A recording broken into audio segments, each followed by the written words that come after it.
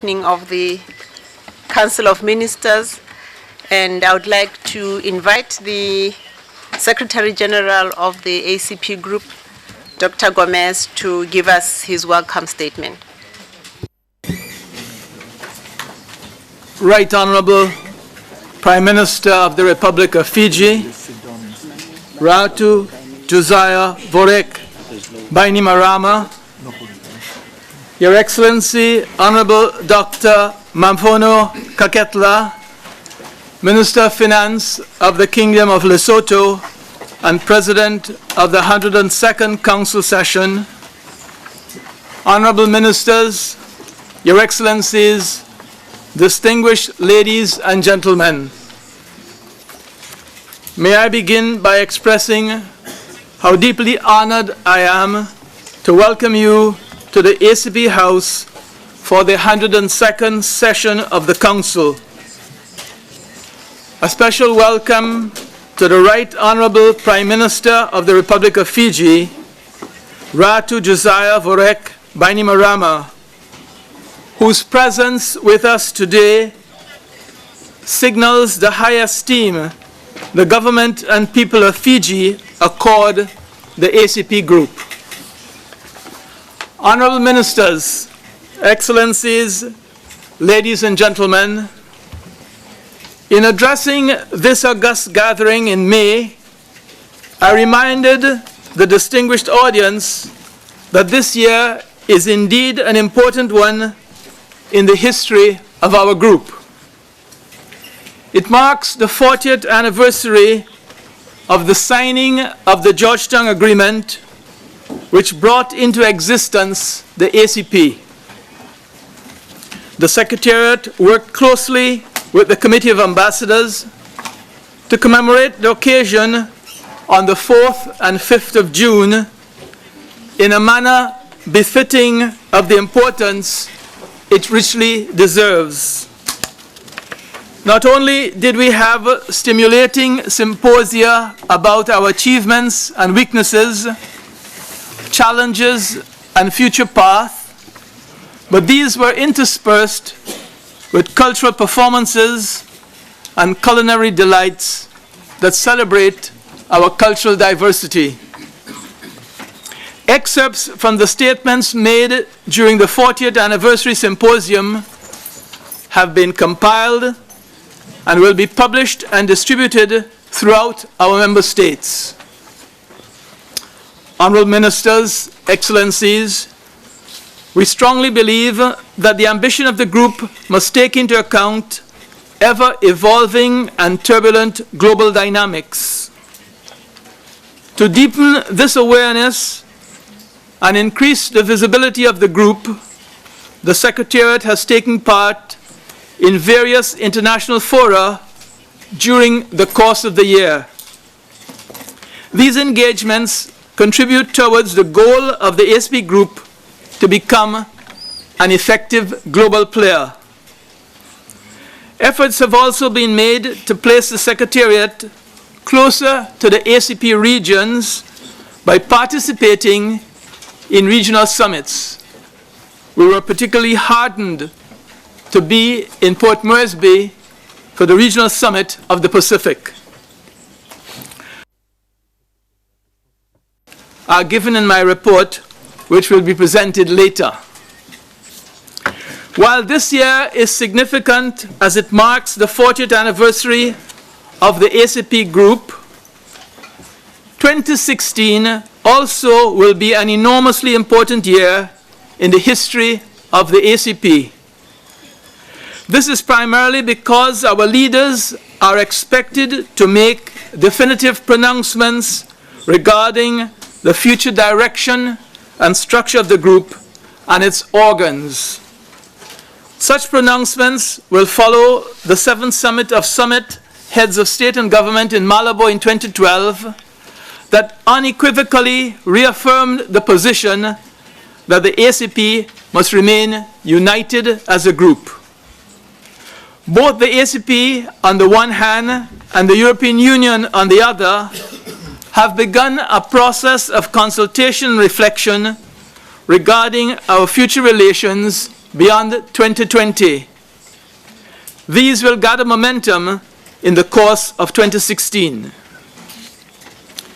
Honourable Ministers, Excellencies, before concluding, allow me to allude to the issue of financial as well as human resources, which are a prerequisite to the continued well-being of the ACP in general and your Secretariat in particular. I would therefore like to appeal to Member States to step up your efforts towards the timely payment of statutory contributions in order to support the smooth function of the Secretariat and to fill essential posts. Additional voluntary contributions outside of statutory obligations that have been so admirably demonstrated, and to those countries providing such assistance, we are deeply grateful. In closing, I would like to place on record my deep appreciation for the extensive collaboration and support I have enjoyed from the Chair of the Committee of Ambassadors, the distinguished Ambassador Mamphono Khaketa of Lesotho, as well as the Bureau of the Committee of Ambassadors, and indeed the committee itself. I am also highly appreciative of the work done by the various working groups set up by the Committee of Ambassadors to implement your decisions from previous Council sessions. Finally, let me once again underscore the level of professional commitment demonstrated by the staff of the Secretariat in the discharge of their duties, an essential ingredient for this administration, Team 2020, so that we satisfactorily and with high acclaim fulfill our mandate. May I once again welcome you to the ACP House, your house and home, and I wish the 102nd ACP Council successful deliberations. I thank you very much for your kind attention.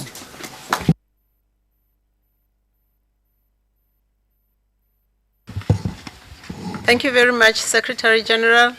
I would just want to start by making my own opening remarks, and in so doing, pay my respects to Your Excellency, the Honourable Prime Minister of the Republic of Fiji, Honourable Ministers, Secretary General, Excellencies, Ambassadors, ladies and gentlemen, and the media present today.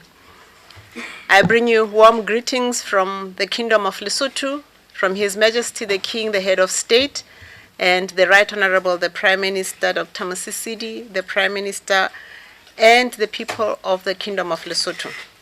I am indeed delighted to be here, and it is an honor to preside over the affairs of the 102nd ACP Council session. From the outset, let me acknowledge the presence amongst us today of the Right Honourable the Prime Minister of the Republic of Fiji, His Excellency Ratu Bainimarama. Your presence here, sir, in spite of your heavy schedule in Europe, is testimony to the high priority that you in person, the Republic of Fiji, and the Pacific region as a whole accords to the ACP group. You are very warm welcome in this cold Brussels morning. Thank you. Honourable Ministers, Excellencies, ladies and gentlemen, as you know that the main function of the end-of-year session of the ACP Council is the consideration and approval of the Secretariat's budget for the following year. This Council is no exception. However, we shall also find time to consider other several important matters as part of the Council's agenda. So my statement will be very brief this morning to allow us more time to deliberate on the issues at hand. It would, however, be remiss of me if I fail to make mention of the recent tragedies that befell Paris and the unfortunate loss of life. This has also led to the lockdown that we have in Brussels at the moment. Our hearts are with the families of the victims, and I have been informed that the Secretary General has communicated our support and solidarity to the government and people of France. Closer to home, on August 22nd, Tropical Storm Erika struck the Commonwealth of Dominica, resulting in 11 confirmed deaths and an economic damage equivalent to approximately 90% of Dominica's GDP. The following month, on the 24th of September, during the annual Muslim Hajj in Saudi Arabia, an accident occurred that resulted in the deaths of more than 1,000 pilgrims, some of whom were nationals of ACP member states. Most recently, the terrorist attack and more loss of life occurred in Mali. There have also been occurrences in Cameroon. I would like to request you that we should rise for a moment of silence in respect of the departed victims and their bereaved families.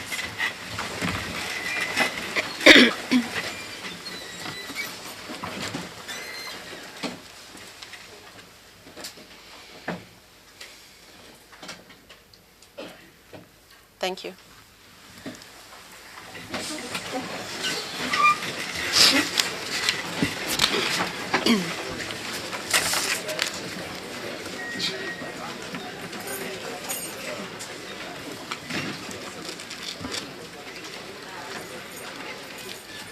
Honourable Ministers, Excellencies, as we continue the fundamental exercise of charting the future of the ACP Group, it is very important that we remain steadfast in adhering to the principles of unity and solidarity that are enshrined in the Georgetown Agreement, which is the foundation of our very existence. I must say that this year in particular, with so many international events, provided the perfect opportunity for the group to enhance its visibility and initiate beneficial ties with relevant global partners in pursuit of our overarching objective of repositioning the group as an effective global player. In these efforts, we should remain positive in our consideration of the future relations with our traditional partner, the European Union, on which we will have an opportunity to exchange views during the course of this meeting. Related to this, colleagues, we will be expected to take decisions on administrative issues aimed at enhancing the efficiency and effectiveness of our Secretariat. I would like us to do this in an objective manner to ensure that we create a Secretariat that will indeed help in leading our group in the right direction and enable us to claim the rightful place in the global arena. These efforts that we will take will culminate in the decisions by our heads of state and government during the proposed 8th summit, which, if all goes according to plan, will be held in Papua New Guinea on the 31st May to the 1st of June 2016. Let me at this juncture express our gratitude on behalf of Council to the authorities of Papua New Guinea and the Pacific region at large for the kind offer. You will recall that we have been struggling to get a host for this summit of heads of state and government. Another important element impacting on our effectiveness as a group is the issue of financial resources. You may recall that when we met here in May this year, only 16 out of the 79 member states had paid up their statutory contributions. We commend those countries that have paid in full or partially towards the 2016 budget. As at the 17th of November, the number had increased by 14 to 30 members. This still, however, means that 49 out of the 79 members of the ACP group are still to pay their statutory contributions.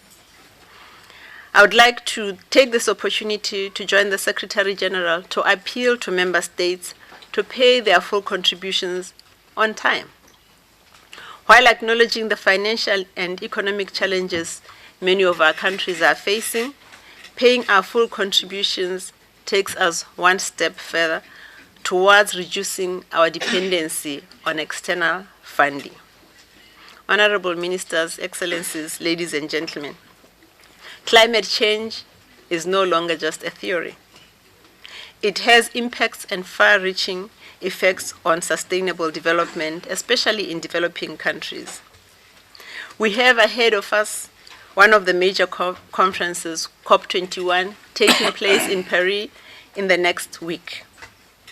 It is upon us to ensure that our voice is audible enough to secure the commitments of that group in seeking to address the challenges of climate change. The Secretary General will represent us at that meeting. And we will recall that during the 101st session of Council, we agreed on the creation of the Small Islands Development States Forum within the ACP group. This is a commendable effort, and we hope that its implementation will go a long way in enhancing the group's contribution towards mitigation of the challenges of climate change.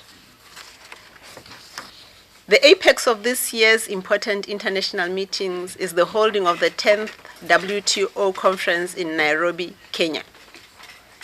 I would like to take this opportunity to thank the ACP Ministers of Trade, the Secretariat, both the Geneva and Brussels ACP groups of ambassadors for preparing for our participation in this meeting. We also wish the government and people of Kenya success in holding such a conference. Mr. Prime Minister, Honourable Ministers, ladies and gentlemen, I would like to conclude my statement by thanking the Chair of the Committee of Ambassadors and my own compatriot, Her Excellency Ambassador Mpeo Mahase Muilwa, as well as the Committee of Ambassadors for the hard work that they have undertaken to implement the decisions we made in the last sessions. We also want to appreciate the effort made by the staff of the Secretariat, led by the Secretary General, who continue to provide technical support to the Committee of Ambassadors. I have been informed that the Secretariat has worked tirelessly to prepare for our Council meeting, and we truly appreciate their efforts. Ladies and gentlemen, thank you very much, and at this juncture, I wish to humbly request His Excellency, the Prime Minister of Fiji, to deliver his keynote address. I thank you very much. Thank you.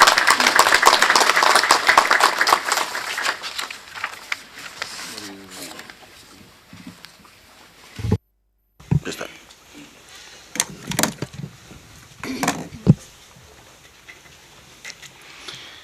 Thank you, the President of the 102nd ACP Council of Ministers, Honourable Ministers, the Secretary General of the ACP Group of States, Excellencies, distinguished delegates, ladies and gentlemen, Bula Vinaka, and a very good morning to you all.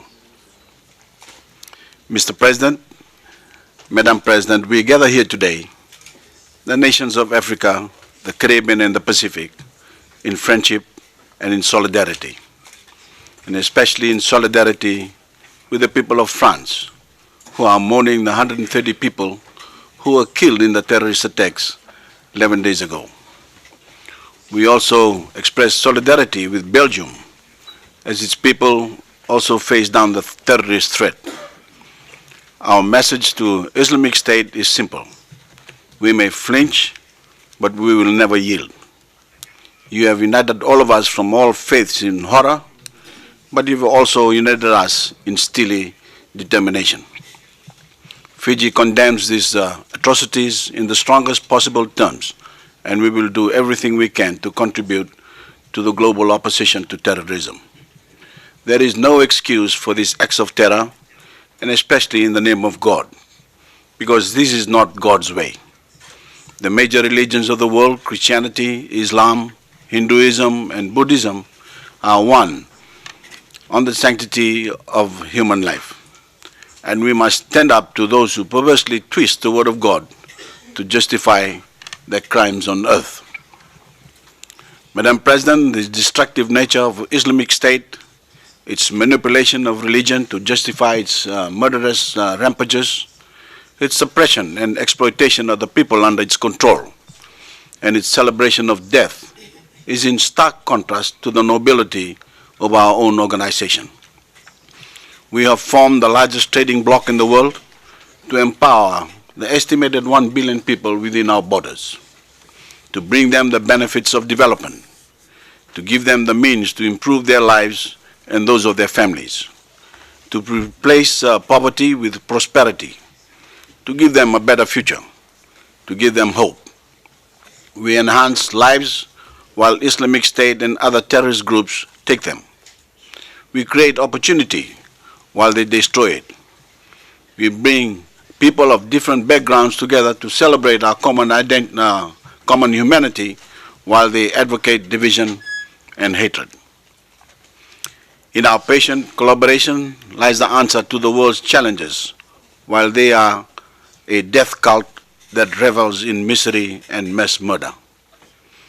We have survived as an organization for 40 years and are planning even greater cooperation in the years ahead. More trade, more development, more opportunities. Their days are numbered because they offer nothing but the blood of innocence and blasphemy, the word of God twisted to justify the unjustifiable. Madam President, Fiji joins the gathering in reaffirming our determination to oppose the terrorist threat and to pledge once again our allegiance to the ideals of the ACP Group, already the largest trading bloc in the world, and soon to welcome our 80th member, South Sudan. I'm delighted and honored to address you at such a critical time, both for the world and our organization. It is a time of both great challenge and great opportunity. And even for a small country like Fiji, events are moving quickly and we need to constantly adjust and adapt. My current visit to Europe is a vivid illustration of the ever-changing global environment and the need to actively seek out opportunities. In London on Friday, I addressed the International Sugar Council on the challenge of ensuring a sustainable future for the 200,000 Fijians who depend on our sugarcane industry, our second biggest revenue earner after tourism. Yesterday, I pressed Fiji's case for better trade opportunities in successive meetings with EU commissioners and officials. Today, I'm with you all as we continue forging a path forward for the ACP after the Cotonou Agreement expires in 2020. Tomorrow, I will be in Malta, addressing the Commonwealth Business Forum on the transformation we are making to Fiji's infrastructure. On Thursday, I will be in Paris for the Oceania Summit with France. On Friday, I will be back in Malta for the Commonwealth Heads of Government meeting. And then I head back to Paris for what Fiji considers is the most important gathering of all, the United Nations Conference on Climate Change. Madam President, I know that many ACP members who are either small island developing states or who have low-lying areas exposed to the sea share my alarm at the clear and present danger we face. The extreme weather events accompanying climate change are already having a devastating impact on countries such as Fiji, whether they are parching droughts killing our agriculture or howling cyclones coming out of nowhere and killing our people and destroying our infrastructure. Rising sea levels are already claiming large reaches of coastal land and forcing the evacuation of entire settlements. And in the case of three of our neighbors, Kiribati, Tuvalu, and the Marshall Islands, these sovereign countries, members of the United Nations, seem destined to sink beneath the waves altogether. Never before in the entire sweep of human history has the Pacific been so threatened, not from invasion and war, nor the testing of nuclear weapons, all of which we endured in the last century, but from the sea. Rising as the ice caps melt and the average global temperature climbs because of the carbon emissions of the industrialized nations. From the factories that have made them rich, the energy they burn, the cars they drive, the planes they travel in. We haven't caused this crisis. They have. In fact, Fiji's contribution to carbon emissions is a meager 0.4%. Yet, we are still willing to play our part. to cut this tiny amount by 30% by 2030, almost entirely by embracing sustainable energy sources and reducing our use of fossil fuels to just 1%. We have also offered to give permanent refuge in a worst-case scenario to the people of our closest neighbors, Kiribati and Tuvalu. And we are comprehensively building our resilience to climate change, whether it is moving flooded settlements to higher ground or preparing our people for the even more devastating and unpredictable cyclones the scientists say are coming. Our message in Paris next week will be simple. We are doing what we can to help ourselves. It is now time, it is high time for the industrialized nations to do what they must do to save us and save our planet. They must cut their carbon emissions and by much more than many of them are planning to do. We salute the people of Europe for committing themselves to a 40% cut in carbon emissions by 2030. But those nations that are balking at drastic actions, what I've called the collision of the shellfish, need to be prodded out of their complacency. It is 5 minutes to midnight, and soon it will be too late. The Pacific Island nations are going to Paris next week with what we have called the Suba Declaration, a position we agreed on at a summit in the Fijian capital of members of the PIDF, the Pacific Islands Development Forum. This declaration calls on the global community to adopt legally binding measures to cap global warming at 1.5% above pre-industrialized levels, instead of the 2% that is currently envisaged. And we are asking every nation, including our ACP partners, to support this measure as the only viable way to stave off catastrophe. Madam President, Honourable Ministers, Delegates, I beg you all to heed the voice of the Pacific and voices of other low-lying areas of the world. It is morally unacceptable to sacrifice our survival to maintain the current status in the developed and emerging nations. And history will judge us very harshly if at this point in time we fail to act, to do what is necessary to save us. We who have not benefited from the riches of the industrialized era are not polluting the planet ourselves, yet who stand to lose the most. Whole islands, whole countries, our agriculture, our lifestyle, our economy, our way of life. We need the industrialized nations to realize that if they don't act, it will be to their ultimate cost, because they are merely delaying the inevitable. Embrace a more sustainable energy future now, and the pain will be far less than having to do it later. Embracing a clean, green future, as Fiji has, is actually a huge plus, a selling point for any nation in the world that increasingly values sustainable development. So I appeal to the industrialized nation to examine the clear benefits of acting now rather than leaving it until it is all too late. Madam President, as well as ensuring our survival, it is equally vital that the Pacific nation and the ACP continue to enjoy the benefits of development, which leads me to the current impasse in our negotiations with the European Union on a comprehensive economic partnership agreement. The Pacific ACP has an interim agreement, but not a comprehensive agreement, because the EU is adamant that negotiations on a comprehensive EPA cannot be concluded without a review of fisheries conservation and management measures. Whereas our view is that this issue, however important, should not stand in the way of a full agreement being reached. Fiji believes that we urgently need to find a solution to this impasse that takes into account the commitments that we have made on fisheries conservation and the progress made thus far. We also need a high-level ministerial meeting between the Pacific ACP and EU, not only on this issue, but the issue of Papua New Guinea's withdrawal from the comprehensive EPA negotiations. Madam President, because of this impasse, the Pacific ACP states are effectively the only ACP states left without a comprehensive EPA. or as some of my officials describe it, we are IPA orphans. And from our standpoint, we are being unfairly disadvantaged and our development impeded. As you know, the intention of the EU's IPAs with the ACP was to continue its historical trading relations with these regions after the expiration of the Cotonou Agreement. It is all about development.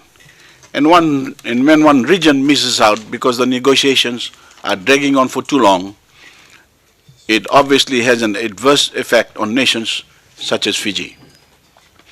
We have produced a detailed matrix of where any development assistance would be targeted under a full EPA. We are especially looking to these initiatives to build our nation's trade capacity, address our trade-related infrastructure needs, and all other issues related to the implementation of a full EPA. So there is a great deal at stake here, and I have appealed to the EU commissioners and other officials I met here yesterday to assist us in facilitating a speedy solution to this impasse. Madam President, Honourable Ministers, distinguished delegates, I imagine that by now some of you are thinking that Frank is being frank. Well, I make no apology for it.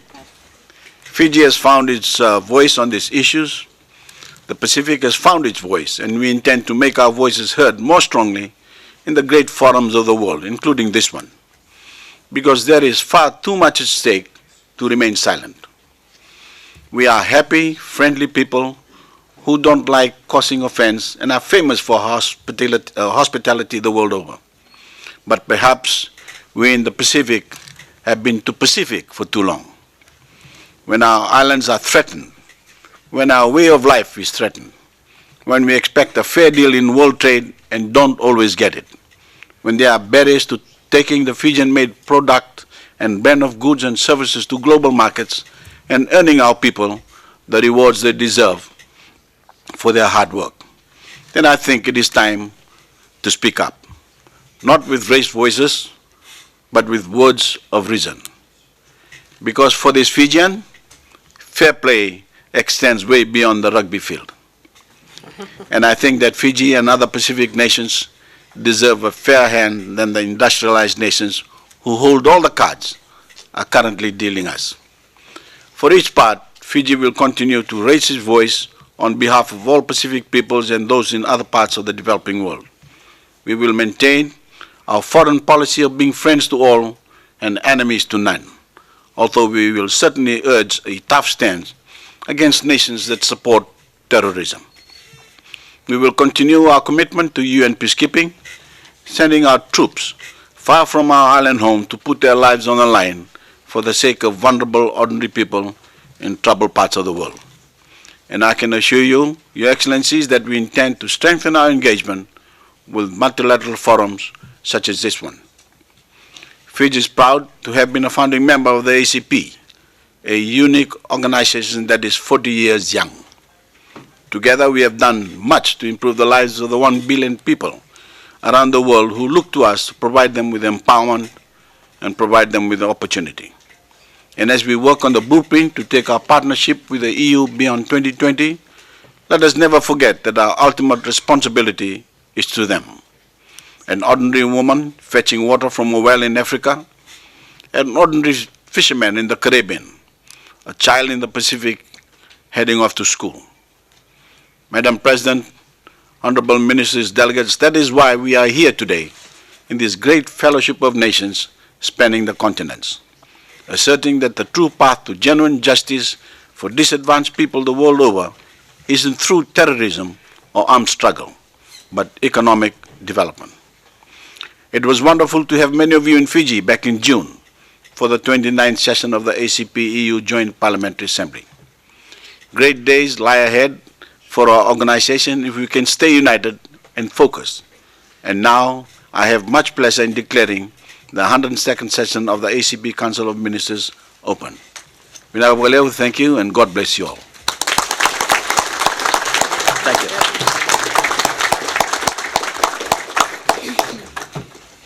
Mr. President, thank you very much. I'm sure I speak on behalf of all of us that you have spoken from the heart and you are leading from the front.